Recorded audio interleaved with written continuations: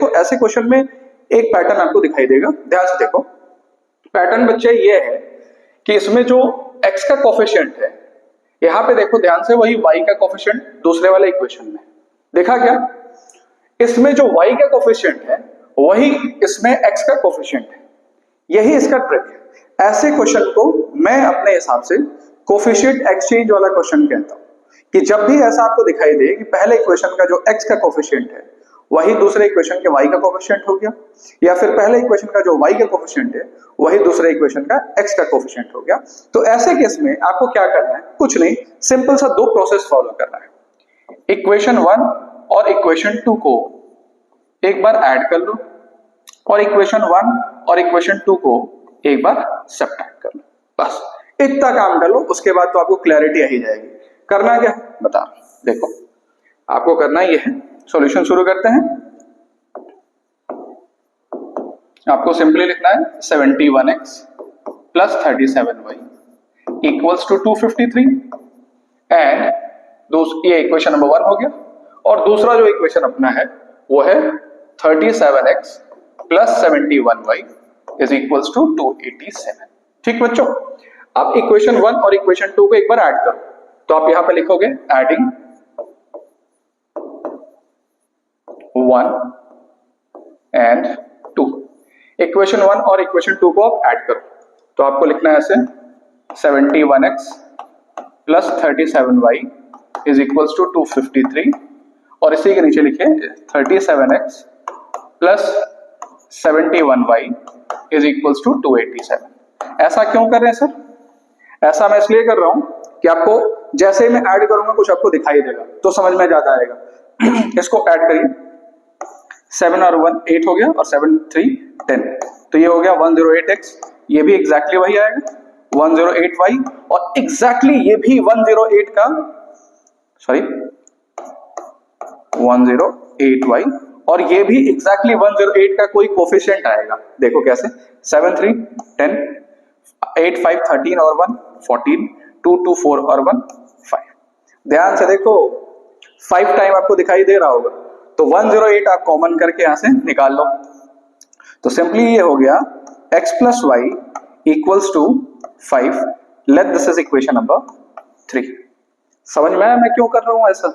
इसीलिए कर रहा हूं ताकि इक्वेशन सिंप्लीफाई करके अपनी लोएस्ट वैल्यू में पहुंच जाए। दूसरा, आपको ऐसे ही इक्वेशन 1 में से इक्वेशन 2 को घटा देना है। घटाइए, आपको लिखना है 71x plus 37y is equals to 253। दूसरा है 37x plus 71y is equals to 287।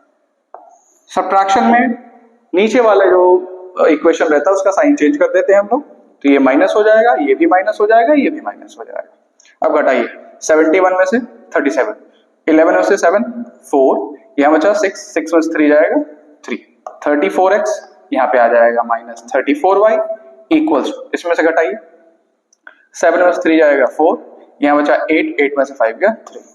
अब आपको आइडिया लग रहा होगा, नेगेटिव ये है तो यहाँ पे आप नेगेटिव लगा लो। अब आपको आइडिया लग रहा होगा, जैसे इसमें 108 और 108 का फैक्टर मिला, वैसे इसमें देखो 34 और 34 का फैक्टर मिला, तो आपको सिंपली 34 34 34 निकाल लेना है, तो यहाँ से मिलेगा x minus y equals to -1। Suppose this is equation number 4। अब बस हो गया बच्चों, अब आप एलिमिनेशन आराम से लगाओ। कैसे सर?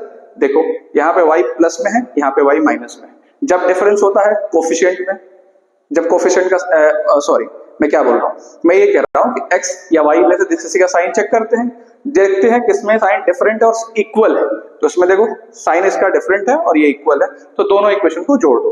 तो अब हमारा काम क्या कर रहे हैं हम लोग, इक्वेशन 3 और इक्वेशन 4 को ऐड कर देना है।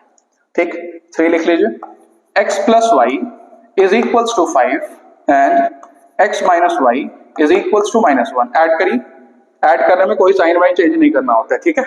तो y y कैंसल आउट हो गया, ये x हो गया बच्चों 2x, और इधर हो गया 4, तो x की वैल्यू बच्चों 2 आ गई।